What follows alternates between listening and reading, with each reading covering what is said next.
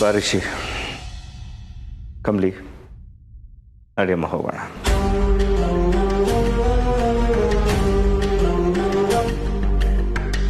ಏನು ನೋಡ್ತಿದ್ದೀಯ ಋಷಿ? ನಿಮ್ಮಮ್ಮ ನಮ್ಮನ್ನು ತಡಿತಾಳೆ ಅಂತಲ? ನೆವರ್. ನಿಮ್ಮಮ್ಮಂಗೆ ಕಮಲಿ ಏನೇ ಮಾಡಿದ್ರು ತಪ್ಪು ಕಣ.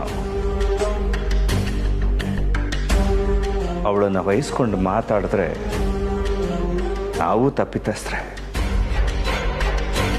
ಇನ್ನು ಈ ಮನೆಯಲ್ಲಿ ನಮಗೆ ಜಾಗ ಇಲ್ಲ ಕಣ. ನಡಿ ಹೋಗೋಣ. ಬಾಮ ಕಮಲಿ. ವಾಟ್? ಏನ್ ನಡೀತಿದೆ ಇಲ್ಲಿ? ಆ ಕಮಲಿ ತೊಲಗ್ಲಿ ಅಂತ ನಾನ್ ಅನ್ಕೊಂಡ್ರೆ ನನ್ ಋಷಿನೂ ಅವಳ ಜೊತೆ ಹೋಗ್ತಿದ್ದಾನಲ್ಲ.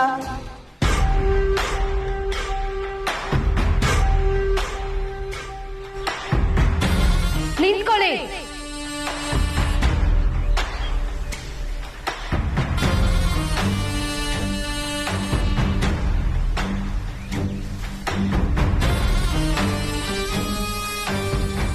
ನೀವ್ಯಾರು ಎಲ್ಲಿಗೂ ಹೋಗೋದ್ ಬೇಕಾಗಿಲ್ಲ.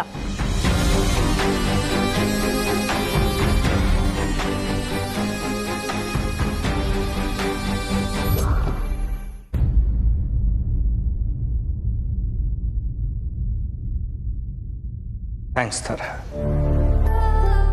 ನಿನ್ನ ಮನಸ್ಸನ್ನು ಬದಲಾಯಿಸ್ಕೊಂಡಿದ್ದಕ್ಕೆ ಥ್ಯಾಂಕ್ ಯು ವೆರಿ ಮಚ್. ಇದಕ್ಕೆ ಅನ್ಸುತ್ತೆ ದೊಡ್ಡವ್ರು ಹೇಳೋದು ಸಿಟ್ನಲ್ಲಿ ಯಾವ ನಿರ್ಧಾರಗಳನ್ನು ತಗೋಬಾರ್ದು ಅಂತ. ನನ್ ಮಾತಿನ್ನೂ ಮುಗ್ದಿಲ್ಲ.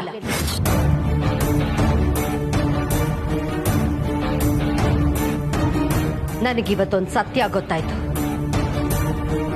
ಎಂಥದೇ ಪರಿಸ್ಥಿತಿ ಬಂದ್ರು ನೀವು ಕಮಲಿ ಕಮಲಿ ಅಂತ ಅವಳು ಪರವಾಗಿ ನಿಲ್ಲೋದನ್ನ ಬಿಡೋಲ್ಲ ಅಂತ. ಅದಕ್ಕೆ ಇವತ್ತು ನನ್ನನ್ನೇ ಮರೆತು ನೀವಿಬ್ರು ಅವಳ ಜೊತೆ ಮನೆ ಬಿಟ್ಟು ಹೋಗೋದಕ್ಕೆ ಮುಂದಾದ್ರಿ. ಆದ್ರೆ ಯಾರು ಮನೆ ಬಿಟ್ಟು ಹೋಗೋದ್ ಬೇಡ. ಎಲ್ಲ ಇಲ್ಲೇ ಇರೋಣ.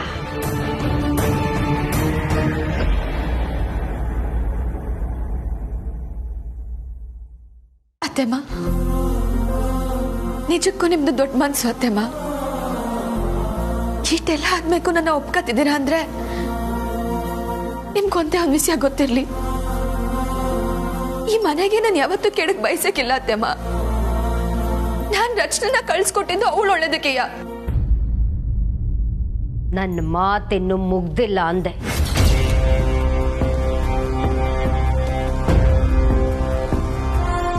ಎಲ್ರೂ ನಾನು ಹೇಳೋದನ್ನ ಸರಿಯಾಗಿ ಕೇಳಿಸ್ಕೊಳ್ಳಿ. ಎಲ್ರೂ ಈ ಮನೇಲಿ ಇರೋಣ ಅಂತ ನಾನು ಹೇಳಿದ ತಕ್ಷಣ ನಾನು ಎಲ್ಲ ಮರ್ತು ಬಿಟ್ಟೆ. ಎಲ್ರನ್ನೂ ಕ್ಷಮಿಸಿದ್ದೀನಿ ಅಂತಲ್ಲ.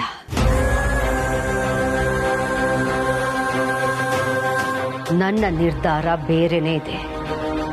ಏನ್ ತರ ಅದು? ಅಮ್ಮ, ನಿರ್ಧಾರ ಅಂದ್ರೆ? ಎಲ್ರೂ ಒಂದೇ ಮನೇಲೇ ಇರ್ತೀವಿ. ಆದ್ರೆ ಇನ್ ಮುಂದೆ ಈ ಮನೇಲಿ 2 ಒಲೆ ಉರಿಯತ್ತೆ.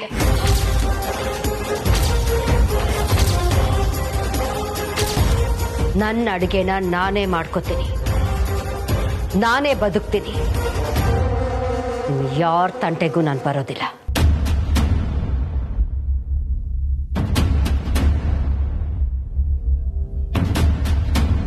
ನನ್ನ ಮಗ, ನನ್ನ ಗಂಡ, ನನ್ನ ಸೊಸೆ, ಇವ್ರು ಯಾರ ಜೊತೆಗೂ ನನ್ನ ಮಾತು ಇಲ್ಲ, ವ್ಯವಹಾರನೂ ಇಲ್ಲ.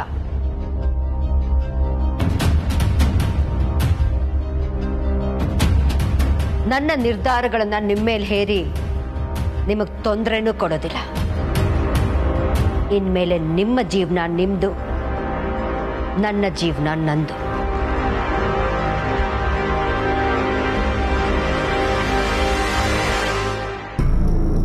ಅತ್ತಮ್ಮ, ಏನ್ ಹೇಳ್ತಿದ್ದೀರಾ?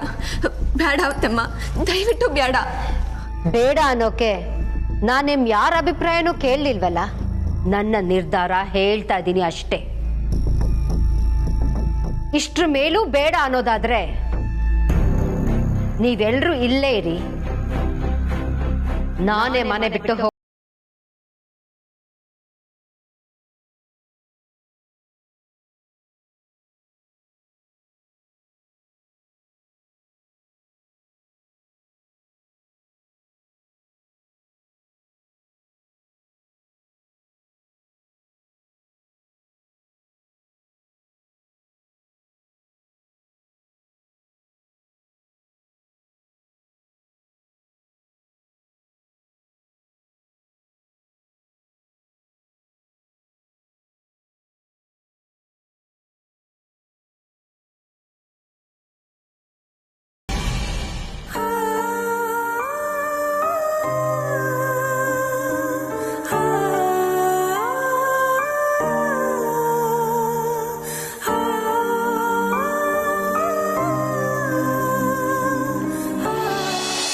ಇದು ನನಗೆ ಒಳ್ಳೇದ ಕೆಟ್ಟದ?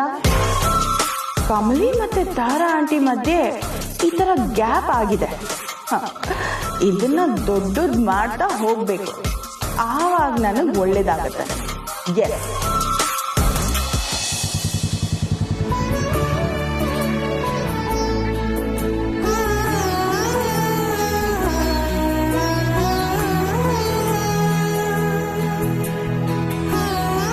ಅಣ್ಣ ಅದಕ್ಕೆ ಆಹಾ ನಿಮ್ಮಿಬ್ಬರನ್ನು ಒಟ್ಟಿಗೆ ಜೋಡಿಯಾಗಿ ನೋಡೋದಕ್ಕೆ ಎಷ್ಟು ಖುಷಿ ಆಗುತ್ತಪ್ಪ ಅಣ್ಣ. ಅಂತೂ ಇಂತೂ ನಿನ್ನ ಪ್ರೀತಿ ಗೆದ್ಬಿಡ್ತು ಕಣ. ನೋಡಪ್ಪ, ಇವತ್ತಿಂದ ನೀವಿಬ್ರು ಹೊಸ ಜೀವನಕ್ಕೆ ಕಾಲಿಡ್ತಿದ್ದೀರಾ. ಇಬ್ಬರಿಗೂ ಹ್ಯಾಪಿ ಮ್ಯಾರಿಡ್ ಲೈಫ್ ಅಣ್ಣ, ಹ್ಯಾಪಿ ಮ್ಯಾರಿಡ್ ಲೈಫ್. ಅದಕ್ಕೆ ಹ್ಯಾಪಿ ಮ್ಯಾರಿಡ್. Thank you. ಹಾಂ ಬನ್ನಿ. ಒಂದು ನಿಮಿಷ ಶಾಕ್ ಆಗ್ಬೇಡಿಯಪ್ಪ. ಏನಣ್ಣ ಇದು, ಅದಕ್ಕೆ ಪರ್ಮನೆಂಟಾಗಿ ಇಲ್ಲೇ ಇರಕ್ಕೆ ಬರ್ತಿದ್ದಾರೆ, ಹಾಗೆ ಒಳಗೆ ಕರ್ಕೊಂಡೋಗಕ್ಕಾಗತ್ತಾ? ಸೇರ್ ತರ್ತೀನಿ, ಸೇರ್ ಒದ್ದು ಆಮೇಲೆ ಒಳಗೆ ಕರ್ಕೊಂಡೋಗೋಣ. ಓಕೆ, ಒಂದು ನಿಮಿಷ ಈಗ ಬಂದೆ.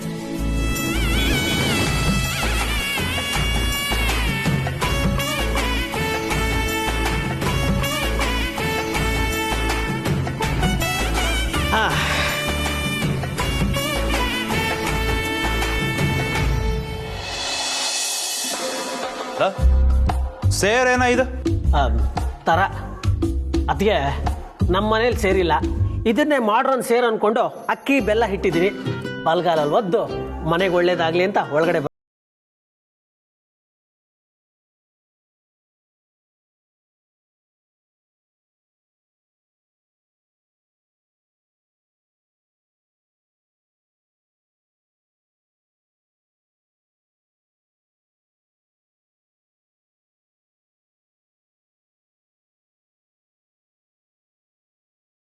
ವಿಚಾರ ಮಾಡ್ಕೊಬಿಡಿ. ಒಂದು ನಿಮಿಷ ಇರಿ, ಬಂದೆ.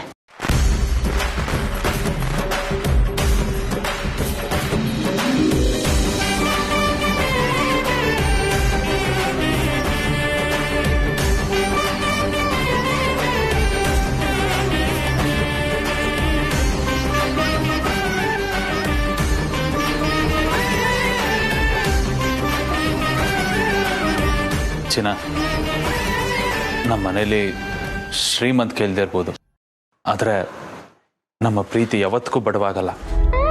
ಜೀವನ ಪೂರ್ತಿ ನಿನ್ನ ಕಣ್ಣಲ್ಲಿ ಕಣ್ಣಿಟ್ಟು ನೋಡ್ಕೊತೀನಿ.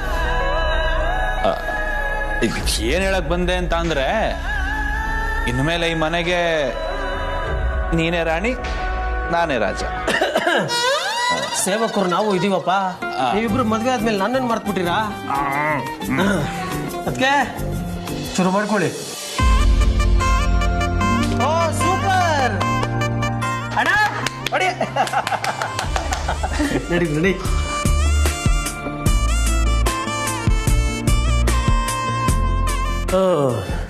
ನೋಡಿ ಅದಕ್ಕೆ, ನೀವು ಈ ಮನೆಗೆ ಬರ್ತೀರಾ ಅಂತ ಅಣ್ಣಂಗೆ ಮೊದಲೇ ಗೊತ್ತಾಗಿ ಮೊದಲನೇ ತಿಂಗಳ ಸಂಬಳದಲ್ಲೇ ಎಲ್ಲ ಸಾಮಾನು ತಗೊಬಂದು ಜೋಡಿಸಿದ್ದು ಪಕ್ಕದ ರೂಮಲ್ಲಿದೆ ಎಲ್ಲ. ನಿಮ್ಗೇನು ಬೇಕು ಅಂತ ಎಲ್ಲ ಲಿಸ್ಟ್ ಮಾಡಿಕೊಡಿ, ಅಣ್ಣ ನಾನು ತಂದು ಹಾಕ್ತೀವಿ.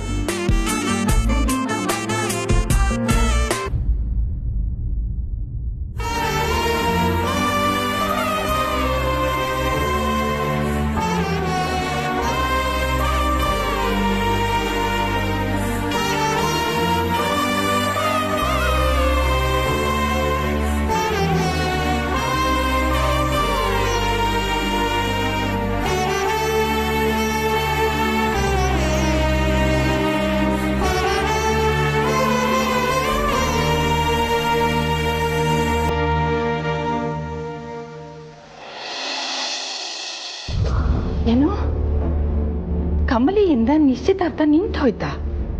ಎಸ್ ಅಜ್ಜಿ, ರಚನಾ ಅಮರ್ ಜೊತೆ ಓಡೋಗೋಕೆ ಕಮಲಿನೇ ಕಾರಣ.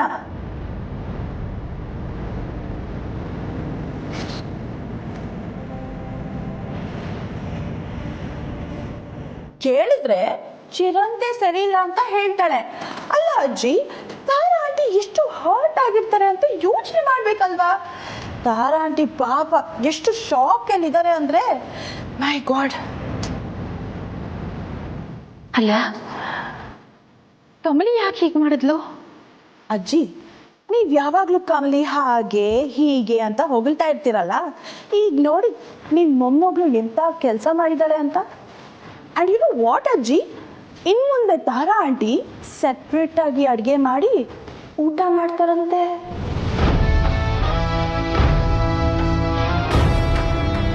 ಕಮಲಿಯಿಂದ ಆ ಮನೆ ನೆಮ್ಮದಿನೇ ಸ್ಪಾಯ್ಲ್ ಆಗಿದೆ ಅಜ್ಜಿ. ಇನ್ಮೇಲಾದರೂ ಅವಳನ್ನ ಮೊಮ್ಮಗಳು ಅಂತ ತಲೆ ಮೇಲೆ ಕೂರಿಸ್ಕೊಳ್ಳೋದನ್ನ ಕಡಿಮೆ ಮಾಡಿ.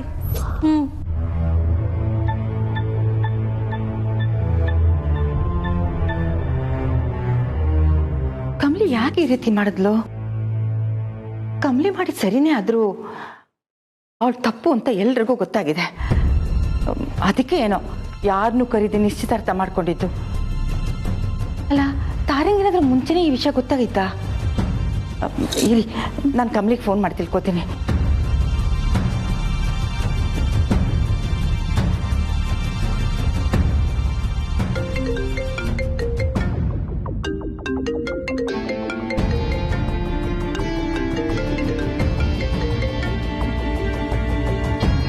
ಹೇಳಿ ಅಜ್ಜಿ.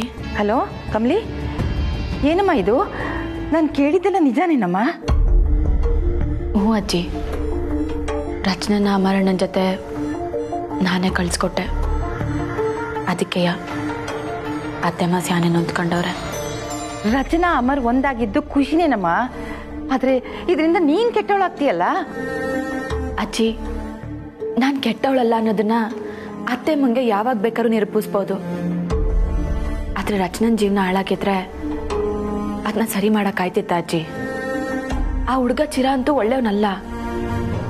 ಕಮಲಿ, ನೀನ್ ಮಾಡಿದ ಸರಿನೇ ಅಂತ ನಾನು ಒಪ್ಕೋತೀನಮ್ಮ. ಆದ್ರೆ ಆ ಹುಡುಗ ಕೆಟ್ಟವನು ಅಂತ ಯಾವ್ದಾದ್ರು ಸಾಕ್ಷಿ ತಗೊಂಡ್ ಬಂದು ತಾರಾಗ್ ತೋರಿಸಿದ್ರೆ ನೀನ್ ಕೆಟ್ಟವಳಾಗೋದಾದ್ರೂ ತಪ್ತಿತ್ತು ತಾನೇ? ಅದಕ್ಕೆಲ್ಲ ಟೈಮ್ ಇಲ್ಲ ಅಂತಾನೆ ಅಜ್ಜಿ ನಾನು ಈ ನಿರ್ಧಾರ ಮಾಡಿದ್ದು. ಈಗ ರಚನಾ ಅಮರ್ನ ತಾರಾ ಒಪ್ಕೋತಾಳ? ಖಂಡಿತ ಇಲ್ಲ. ಜೀವನ ಪರ್ಯಂತ ಅವ್ರನ್ನ ದೂರನೇ ಇಟ್ಟಿರ್ತಾಳೆ. ರಚನಾ ಮತ್ತೆ ಅಮರಣ್ಣ ಸೆಂದಾಗ ಬದುಕು ತೋರಿಸಿದ್ರೆ ಅತ್ತೆಮ್ಮ ಖಂಡಿತವಾಗ್ಲೂ ಅವ್ರನ್ನ ಒಪ್ಕೊಂತಾರೆ. ಇವತ್ತಾಗಿರೋ ನೋವು ಮಾಯಕ್ಕೆ ಅತ್ತೆಮ್ಮಂಗೆ ಹೊಸ ಸಮಯ ಬೇಕು. ಏನೋಮ್ಮ, ನೀನ್ ಮಾಡಿದ ಸರಿನೇ ಅನ್ನೋ ವಿಶ್ವಾಸ ನಿನಗಿದ್ರೆ ನನಗಷ್ಟೇ ಸಾಕು. ಕಮಲಿ, ನಿನ್ ಒಳ್ಳೆತನ ಖಂಡಿತ ನಿನ್ನನ್ನು ಕಾಪಾಡತ್ತಮ್ಮ. ಆದ್ರೆ ಹುಷಾರು. ಸರಿ ಅಜ್ಜಿ.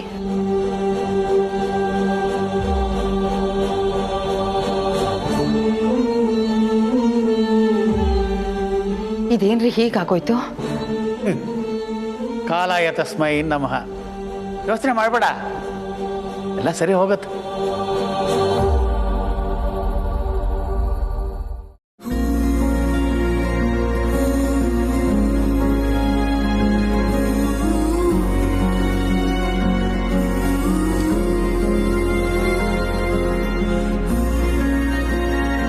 ಸಾರಿ ಚಿನ್ನ, ನೀನು ಹುಟ್ಟು ಬೆಳೆದಿರೋ ಮನೆ ಥರ ದೊಡ್ಡ ಬಂಗ್ಲೆ ಅಲ್ಲ ನಮ್ಮದು, ಹುಟ್ಟು ಗೂಡು. ನಾನೇನೀಗ ಬಂಗ್ಲೆ ಬೇಕು ಅಂತ ಕೇಳಿದ್ನಾ? ಇಲ್ಲ, ಅದು ಪ್ರಾಮಿಸ್ ಚಿನ್ನ. ನಿನಗೇನು ಕೊರತೆ ಆಗ್ದಂಗೆ ನೋಡ್ಕೋತೀನಿ. ನಿನ್ನ ಮನೆಗೇನೋ ಕರ್ಕೊಂಬಂದಾಯ್ತು, ಮುಂದೆ ಏನ್ ಮುಂದೆ? ಅಪ್ಪ, ಅದ್ಗೇನ ಕುಂಟೆ ಬಿಲ್ಲೆ ಆಡಕ್ಕ ಕರ್ಕೊಂಡು ಬಂದಿದ್ಯಾ? ನೀವಿಬ್ರು ಇನ್ಮೇಲೆ ಸೀರಿಯಸ್ ಆಗಿ ಸಂಸಾರ ಮಾಡಬೇಕು. ಕಟ್ಟೋ ಬಿಲ್ಡಿಂಗು ಗಟ್ಟಿ ಆಗಿರ್ಬೇಕು ಅಂದ್ರೆ ಮೊದಲು ಅದ್ರ ಅಡಿಪಾಯ ಗಟ್ಟಿ ಆಗಿರ್ಬೇಕು. ಇಲ್ಲಾಂದ್ರೆ ಸ್ವಲ್ಪ ದಿನಕ್ಕೆ ಆ ಬಿಲ್ಡಿಂಗು ನೆಲಕ್ಕೆ ಕುದುರುತ್ತೆ. ಏನಣ್ಣ ಇದು? ಇದ್ದಕ್ಕಿದ್ದಂಗೆ ಅತ್ತಿಗೆ ತಲೆಗೆ ಹುಳ ಬಿಡ್ತಿದ್ದಾರೆ ಅಲ್ವಾ? ಚಿನ್ನ, ಏನ್ ಹೇಳ್ತಾ ಇದೀಯಾ ಅರ್ಥ ಆಗ್ಲಿಲ್ಲ. ನಮ್ಮ ಮನೆಯಿಂದ ನಿಮ್ಮ ಮನೆಗೆ ಓಡಿಸ್ಕೊಂಡು ಬಂದ್ಬಿಟ್ರೆ ಸಾಕಾ? ನಮ್ಮ ಪ್ರೀತಿ ಬೇಸಿಕ್ಸೇ ಸರಿಯಾಗಿಲ್ಲ. ನಮ್ಮಿಬ್ರಿಗೂ ನೆಟ್ಟಿಗೆ ಮದ್ವೆನೇ ಆಗಿಲ್ಲ. ಚಿನ್ನ, ಏನ್ ಹಿಂಗಂದ್ಬಿಟ್ಟೆ? ಮದ್ವೆ ಆಗೈತಲ್ಲ? ಹೌದು. ಮಂಟಪದಲ್ಲಿ ನೀನ್ ನಂಗೆ ತಾಳಿ ಕಟ್ಟಿದ್ಯಾ, ಊರವರೆಲ್ಲ ಬಂದು ನಮ್ಗೆ ಅಕ್ಷತೆ ಹಾಕಿದ್ದಾರೆ ಅಲ್ವಾ?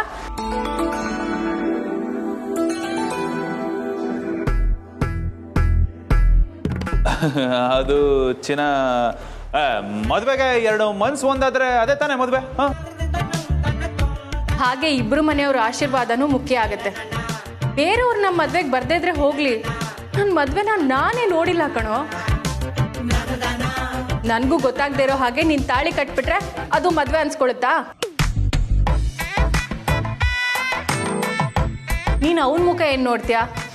ನಮ್ಮ ಸಂಬಂಧಕ್ಕೊಂದು ಅರ್ಥ ಸಿಗಬೇಕು ಅಂದರೆ, ನಮ್ಮ ಪ್ರೀತಿಗೊಂದು ಭದ್ರತೆ ಬೇಕು ಅಂದರೆ ನಾವು ಸರಿಯಾಗಿ ಮದುವೆ ಆಗಲೇಬೇಕು ಅಮರ್.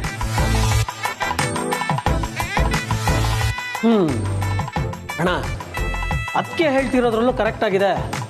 ಆ ಭಗವಂತನ ಸಾಕ್ಷಿಯಾಗಿ ಅದಕ್ಕೆ ಕುತ್ತಿಗೆ ತಾಳಿ ಕಟ್ಟಿ ಗುರು ಹಿರಿಯರ ಆಶೀರ್ವಾದ ಪಡೆದಾಗಲೇ ಆ ಮದುವೆಗೆ ಒಂದು ಅರ್ಥ ಸಿಗೋದು. ಅದಕ್ಕೆ ಹೇಳ್ತಿರೋದು ಕರೆಕ್ಟ್ ಅಂತ ಅನ್ಸೋದು. ಏನದ್ಗೆ? ಸರಿ ಆಯಿತು. ಚಿನ್ನ, ನಾಳೆನೇ ನಂದು ನಿಂದು ಮದುವೆ. ಆದರೆ ಎಲ್ಲಿ, ಹೆಂಗೆ, ಎತ್ತ, ಯಾರ್ಯಾರನ್ನು ಕರಿಬೇಕು ಅನ್ನೋದನ್ನ ನೀವು ಅದಕ್ಕೆ ಮೈದ ಡಿಸೈಡ್ ಮಾಡ್ರಪ್ಪ. ಜಾಸ್ತಿ ಜನ ಏನೂ ಬೇಡ. ನಮ್ಮವರು ನಮ್ಮನ್ನು ಹರಿಸಿದ್ರೆ ಆ ತೃಪ್ತಿನೇ ಬೇರೆ. ಯಾವುದಾದ್ರೂ ದೇವಸ್ಥಾನದಲ್ಲಿ ಮದುವೆ ಆಗೋಣ. ಕಮಲಿ, ಅಣ್ಣ, ಅಪ್ಪ.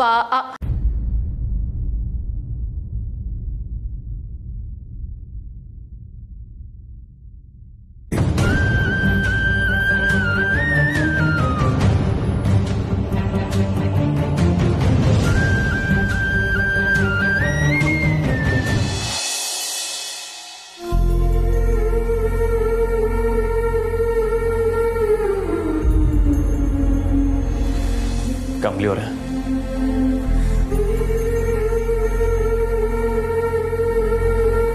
ಇದೇನ್ ಸರ್, ಅತ್ತೆಮ್ಮ ಇಂಥ ನಿರ್ಧಾರ ತಗೊಂಡ್ಬಿಟ್ರು?